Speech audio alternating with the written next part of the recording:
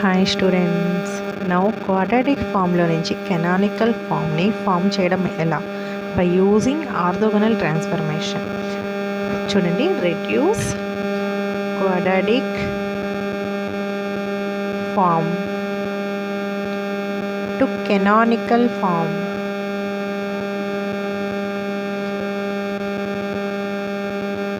By using orthogonal transformation. దీని యొక్క procedure ఎలా ఉంటుంది అనేది మనం ఈ వీడియోలో చూద్దాం, ఓకేనా? By using orthogonal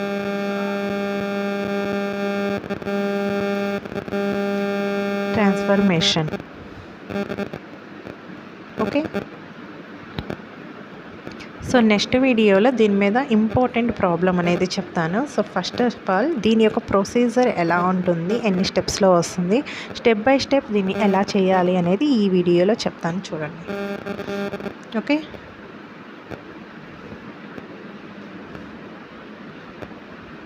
so procedure. So first of all మనకి క్వాడ్రాటిక్ ఫామ్ అనేది ఇస్తారు.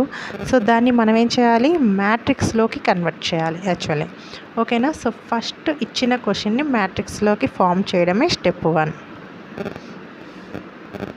సో ఈజీగా చెప్తున్నానండి. సో చూడండి, మీరు ఒకవేళ ఎగ్జామ్లో ఇది 8 మార్క్స్ ఆ 10 మార్క్స్కి ఇచ్చినప్పుడు కనుక మీరు కొంచెం మ్యాటర్ని యాడ్ చేసి రాయండి. నేనైతే ఇక్కడ సింపుల్ స్టెప్స్ చెప్పేస్తున్నాను. Reduce quadratic form into symmetric matrix. So first step మనం ఏం చేస్తాం, ఇచ్చిన క్వాడ్రాటిక్ ఫామ్ని సిమెట్రిక్ మ్యాట్రిక్స్లోకి కన్వర్ట్ చేస్తాం. సెకండ్ స్టెప్ ఏం చేస్తామంటే వచ్చిన మ్యాట్రిక్స్కి ఐగన్ వాల్యూస్ అండ్ ఐగన్ వెక్టార్స్ని ఫైండ్ అవుట్ చేస్తాం, ఓకేనా?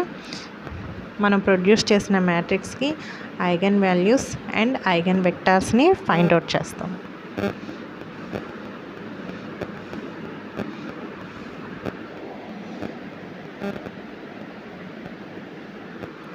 Next step 3.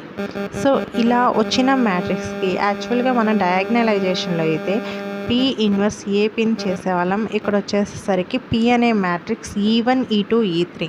సో ప్రీవియస్లో వచ్చేసి X1 X2 X3 తీసుకున్నాం. ఇక్కడ వచ్చేసరికి P E1 E2 E3 తీసుకుంటాం. సో దట్స్ వై మనం P ట్రాన్స్పోజ్ ఏపీ తీసుకుంటాం.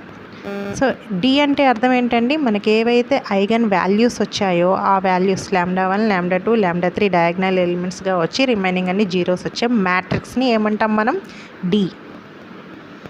ఓకే, అంటే pre transpose AP.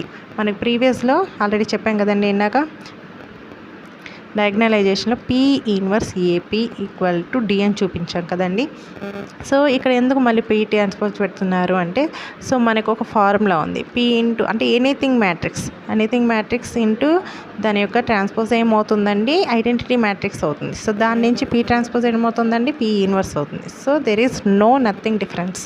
Okay, step 4 ఒక క్లారిటీ కోసం చెప్పానండి అది, ఎందుకంటే అక్కడ అలా చెప్పారు ఇలా చెప్పారు ఏది నమ్మాలి అంటే బోత్ ఆర్ సేమ్ అని.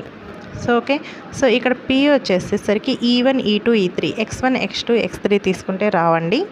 సో X1 X2 X3 తీసుకుంటేనేమో P ఇన్వర్స్ని క్యాలిక్యులేట్ చేయాలి. E1 E2 E3 తీసుకుంటేనేమో P transport calculate చేస్తే సరిపోతుంది. సో ఇక్కడ చూడండి, ఒకవేళ X1 X2 X3 ఉన్నాయి అనుకోండి, E1 E2 E3 ఎలా క్యాలిక్యులేట్ చేస్తామో చూడండి. X1 is divided by mod of X1, దీని డబుల్ డెట్ ఆఫ్ X1 అని కూడా అంటుంటారండి. So your wish. Okay, so ఇలా ఫైండ్ అవుట్ చేస్తామండి. సో ఒక చిన్న ఎగ్జాంపుల్ చెప్తాను. సో ఇది ఎలా ఫైండ్ అవుట్ చేస్తాను అనేది. సో ఒకవేళ X అనేది ఇఫ్ X ఈక్వల్ టు 111 అంటే 111. సో ఫర్ ఎగ్జాంపుల్ చెప్తున్నానండి. సో 111 అయిందనుకోండి, దాని యొక్క మోడ్ ఆఫ్ X1 ఏమవుతుంది అంటే స్క్వేర్ రూట్ ఆఫ్ ఏవైతే ఎలిమెంట్స్ ఉన్నాయో వాటి యొక్క స్క్వేర్స్ ఈజ్ ప్లస్ చేస్తామండి. So 1 square plus 1 square plus 1 square. So 1 plus 1 plus 1 equal to 3. So అప్పుడు ఈవెన్ ఏమవుతుందండి, 111 X is divided by √3. So 1/√3 1/√3 and 1/√3. So ఇలా తీసుకుంటామండి. సో అర్థమైందా E1 అనేది ఎలా వస్తుంది అనేది. సో స్టెప్ 4 ఏం చేస్తామంటే వచ్చిన E1 E2 E3ని మనం ఆ ఫార్మాట్లో P transpose A P equal to D find out చేస్తాం కదండి. సో అక్కడ మనకి ఒక మ్యాట్రిక్స్ వస్తుంది, ఏంటి, డి మ్యాట్రిక్స్. సో దాన్ని యూస్ చేసుకొని మనం కెనానికల్ ఫామ్ని ఫైండ్ అవుట్ చేస్తాం.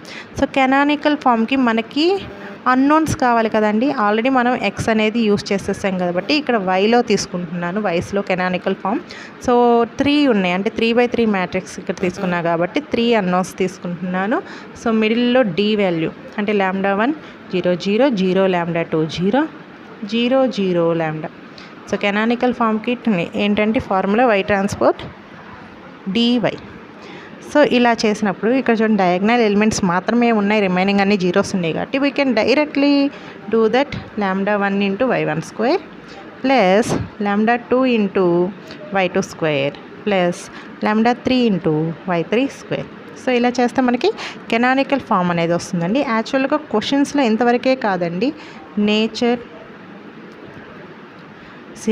ర్యాంక్ చూడండి 4 ఎక్స్ట్రా అడుగుతారండి. అవేంటి అంటే rank, small R and index small పీతో డినోట్ చేస్తాం, అండ్ సిగ్నేచర్ దీన్ని ఎస్తో డినోట్ చేస్తామండి, అండ్ నేచర్. సో ఈ 4 అనేది కామన్గా అడుగుతూ ఉంటారండి ఈ కెనానికల్ ఫామ్లో.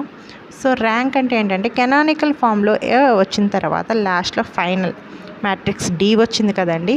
సో ఆ డీలో ఎన్ని నాన్ జీరో రోస్ ఉన్నాయి అనేది క్యాలిక్యులేట్ చేసి ఇక్కడ ర్యాంక్ చేసేస్తామండి. ఓకేనా. సో దాన్ని స్మాల్ ఆర్తో డినోట్ చేస్తాం. ఓకేనా. నెక్స్ట్ వచ్చేసరికి ఇండెక్స్ పి. సో పి ఎలా క్యాలిక్యులేట్ చేస్తామంటే ఇప్పుడు λ1 λ2 λ3 3 వాల్యూస్ వస్తాయి కదండి, 3/3 మ్యాట్రిక్స్ కాబట్టి. సో ఈ 3 ఐగన్ వాల్యూస్లో ఎన్ని పాజిటివ్స్ ఉన్నాయి, how many positive eigen values ఎన్నైతే పాజిటివ్స్ ఉన్నాయో వాటిని కౌంట్ చేసి వేస్తామండి. నెక్స్ట్ సిగ్నేచర్కి ఒక ఫార్ములా ఉందండి. So x equal to 2p minus r, that means 2 into index is minus rank.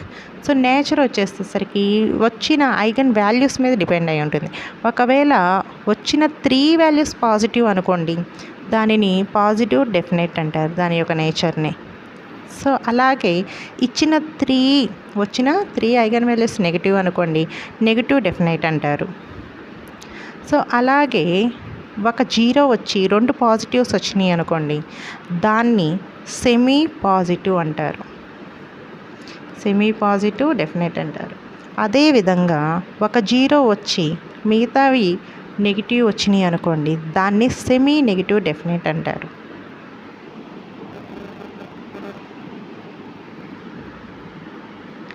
So కొన్ని టైమ్స్ పాజిటివ్స్ నెగిటివ్స్ 2 మిక్స్ అయ్యి వస్తాయి. సో ఇలాంటి వాటిని ఇండెఫినిట్ అంటారు. Okay, thank you students.